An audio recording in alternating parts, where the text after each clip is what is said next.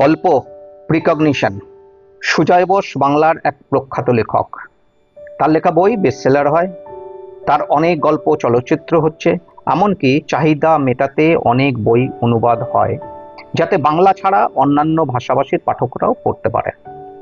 ইদানিং ইংরেজিতেও অনুবাদ হচ্ছে যাতে বিদেশিরা কিংবা বাঙালি হলেও বাংলা অক্ষরের সাথে যারা সাবলীল নয় তারা যাতে গল্পের রসক গ্রহণ করতে পারে।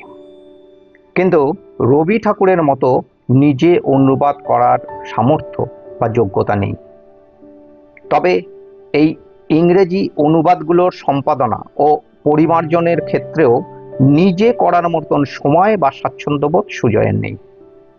লেখক জীবনের প্রথম দিকে একবার একটা বইয়ে, তার নাম সুজয় বসু, লিখে প্রকাশক 1000 কপি ছাপিয়ে ফেলেছিলেন, কিন্তু সেই বইয়ের প্রচ্ছদে নাম পরিবর্তন করে তবেই বাজারে ছাপতে অনুমতি দিয়েছিলেন। তার গল্পে কোনো স্থানের পরিবর্তনের বা সংযোজনের কথাগুলো অনেক বছর পর হুবহু মিলে গেছে, যা প্রিকগনিশন বা কল্পকাহিনী বলে চিহ্নিত হয়েছে। যেমন 1912-তে টাইটানিক ট্র্যাজেডির সাথে 1898 সালে করা মর্গান রবার্টসনের ফিউটিলিটির মিল, বা জুল ভার্ন তার সায়েন্স ফিকশন উপন্যাস 20,000 লিগস আন্ডার দ্য সি তে নটিলাস মডেলের যে সাবমেরিন 1870 সালে কল্পনা করেন, বিংশ শতকের শুরুতে বাস্তবে তা রূপ নেয়।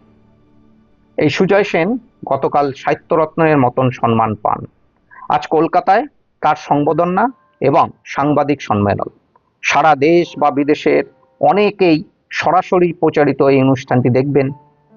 একটা প্রশ্নের উত্তর এর আগেও সঠিকভাবে দিতে পারেননি, তা হলো তার লেখা এত চরিত্র, এত ঘটনা কি তিনি সরাসরি দেখেছেন বা উপলব্ধি করেছেন, অথবা তার কল্পকাহিনীগুলোর কিছু অংশ কি করে এত হুবহু মিলে যায়। কাল সারা রাত উত্তর খুঁজতে গিয়ে ঘুম হয়নি।